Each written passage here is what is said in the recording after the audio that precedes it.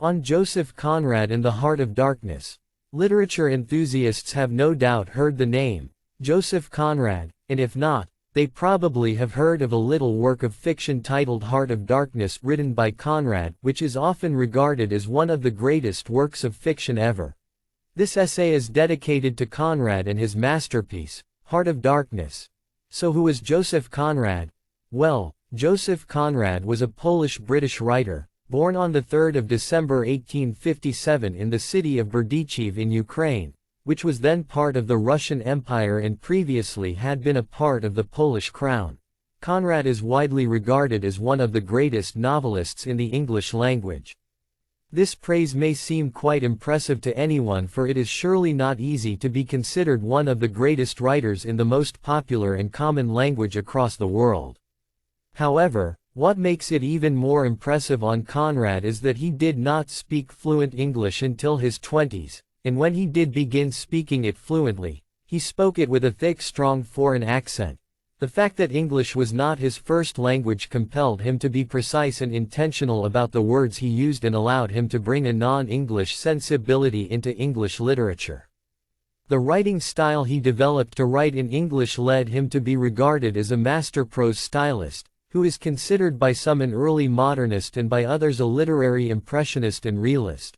Conrad was the only child of Eva Bobrowska and Apollo Korzeniowski, who was a poet, playwright, translator, and political activist.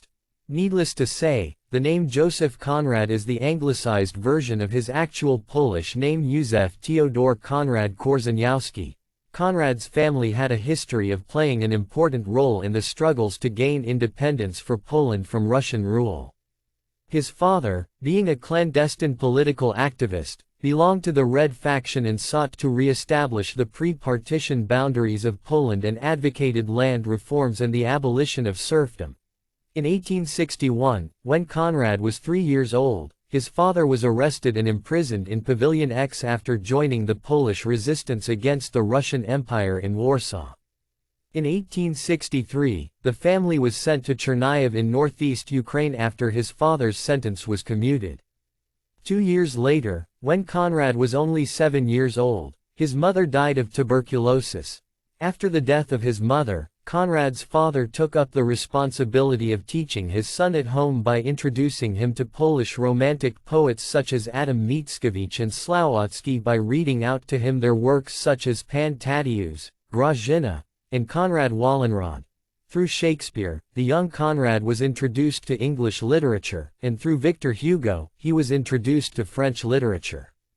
Hugo's Toilers of the Sea helped him find the sphere of activity to which he would devote his youth. Conrad frequently traveled and moved about with his father to different regions such as Lwów, Kraków, and several other localities. Sadly, in May 1869, when Conrad was only 11 years old, his father died from tuberculosis. Conrad was placed in the care of his maternal uncle Tadeusz Bobrowski, who became his mentor and benefactor. Joseph Conrad was a sickly child, always suffering from poor health, the origin of which was diagnosed to be nervousness and anxiety.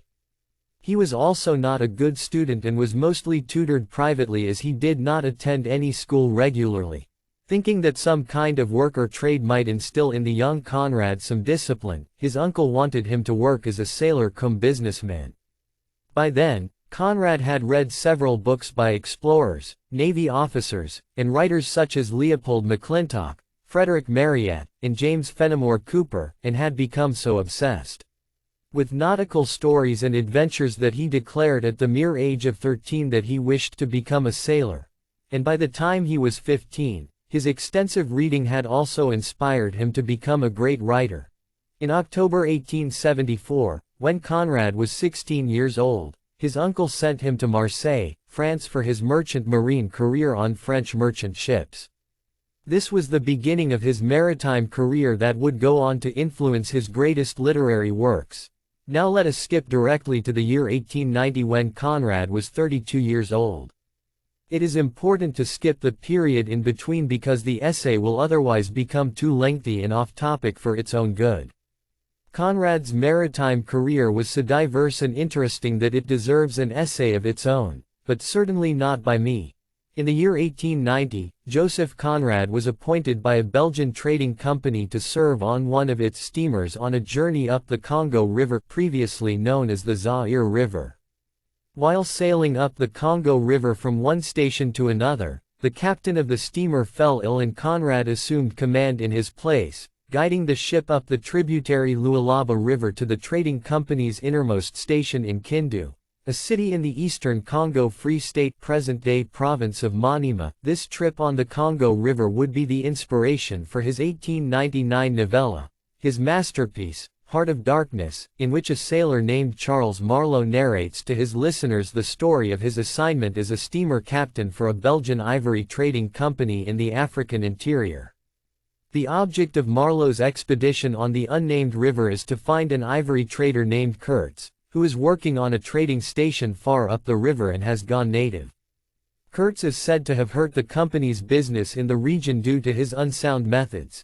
The journey to Kurtz's station takes Marlowe and his group of 60 men 2 months. On their way to the river station, the steamboat is attacked by a barrage of arrows, and the helmsman is killed. Marlowe sounds the steam whistle multiple times to frighten the attackers away. After arriving at Kurtz's camp, Marlowe learns that Kurtz is seriously ill and that the natives worship him. Marlowe begins to suspect that Kurtz has gone mad. While observing Kurtz's station, Marlowe sees a row of posts with the severed heads of natives on them. Then he notices Kurtz being carried on a stretcher by his supporters toward the steamer while the area fills up with natives ready for battle to prevent Kurtz from being taken away. Kurtz shouts something at them and they retreat. After Kurtz is laid out in the cabin of the steamer, Marlowe learns that Kurtz has harmed the company's business in the area due to his unsound methods and that Kurtz suspects the company wants to kill him. On hearing this, Marlowe confirms that hangings were discussed. The next day, as they head back down the river, Kurtz's health becomes worse, and the steamboat suffers a breakdown. While the steamboat is being repaired, Kurtz hands over to Marlowe a packet of papers, including his commissioned report and a photograph, and tells him to keep them from the manager.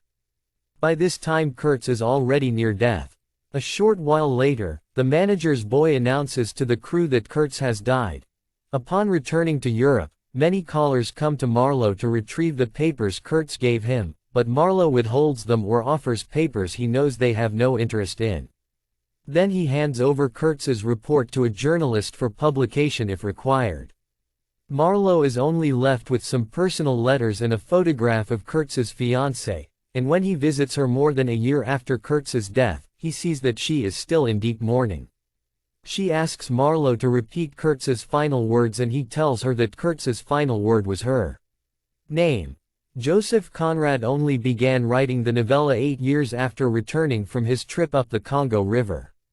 The story was first published as a 3-part serial in 1899 in Blackwood's magazine. Later in 1902, all 3 parts were included together in the book Youth, a narrative, and 2 other stories, published by William Blackwood. Interestingly, the novella was never a big success during Conrad's lifetime. In fact, it received the least commentary from critics when the book was published in 1902. And many criticized it for its insistence upon inexpressible and incomprehensible mystery. Conrad himself did not think much of it and like critics regarded it as a relatively minor work. Over the years, the work has come to be regarded as an important critique of European colonial rule in Africa, especially the exploitation of the Congo by the Belgian Empire, and for its poignant comments on racism and imperialism. Dealing with the themes of morality and power dynamics central, Conrad tries to show that there is little difference between the so-called savages and the so-called civilized people of Europe. He does this by drawing parallels between both Africa and London as being places of darkness. Although Heart of Darkness was not a success upon its publication, by the 1960s it had become required reading in English courses in schools and universities across the world. It has now become one of the most studied, examined, and analyzed works of literature and is regarded by many critics as one of the greatest texts of Western literature. Many scholars have also praised Conrad's accurate description of the horror resulting from the methods and effects of colonialism in the Congo Free State, and the novella's psychological aspects, Critics have interpreted that the story demonstrates Conrad's own skepticism about the moral superiority of Europeans by the way in which he condemns the noble aims of European colonists. This interpretation has led scholars to regard Conrad as one of the first men to question the Western idea of progress and development and attack the hypocritical justification of colonialism by revealing the savage degradation of the white man in Africa. However, for all the praise and admiration the novella and its writer have received over the years, they have also been severely criticized in post-colonial studies by writers of great stature such as Chinua Achebe and Carol Phillips. Achebe's 1975 public lecture on the novella would go on to spark decades of debate, dividing the opinions of subsequent writers and scholars. In his lecture, An Image of Africa, Racism in Conrad's Heart of Darkness, Achebe describes the book as offensive and deplorable and accuses it of dehumanizing Africans. He argued that Conrad incorrectly depicted Africa as the antithesis of Europe and civilization, and completely ignored the artistic accomplishments of the Fang people, also known as Pahuan, a Bantu ethnic group living in the Congo River Basin at the time of the novella's publication. Achebe then goes on to conclude that the book should not be considered a great work of art as it promoted a prejudiced image of Africa that depersonalized a portion of the human race. However, many critics have countered Achebe's arguments by saying that Achebe failed to distinguish Conrad's view from that of Marlowe's. Heart of Darkness would go on to inspire several stage, film, radio, television, and video game adaptations. It has also inspired several works of literature with references made to it in poems and novels, as well as retellings of it in contemporary settings. Most famously, it is said that Achebe wrote his famous 1958 novel Things Fall Apart in response to what he considered to be Conrad's portrayal of Africa and Africans as symbols of the antithesis of Europe and therefore civilization. Hence, Achebe was compelled to write a novel about Africa and Africans from an African perspective, with the help of African protagonists. Now whether one agrees or disagrees with the portrayal of Africans in the book depends on one's outlook. Although one cannot deny the fact that Conrad obviously wrote about Africa and Africans from a European perspective, it is nevertheless true and valid that Marlowe's view may not have necessarily been Conrad's view. After all, being a fictional story with fictional characters, I believe Conrad must be given the benefit of doubt regarding the matter. Maybe all he intended to do with the story was to portray the flawed prevailing attitude of the colonists toward Africa and Africans. Regardless of one's opinion on it, one cannot ignore the massive impact and influence the novella has had on English and Western literature. Often regarded as one of the best works of fiction in English of the 20th century, it has made Joseph Conrad a revered and highly respected literary figure in world literature. Conrad's works and writing style would go on to influence several writers of subsequent generations such as Ernest Hemingway, William Faulkner, T.S. Eliot, F. Scott Fitzgerald, Antoine de Saint-Exupéry, George Orwell, Graham Greene, William Golding, William S. Burroughs, Saul Bellow, Gabriel Garcia Marquez, John le Carré, V.S. Naipaul, Philip Roth, Joan Didion, Thomas Pynchon, J.M. Coetzee, and Salman Rushdie, thereby making him one of the greatest and most influential writers of all time.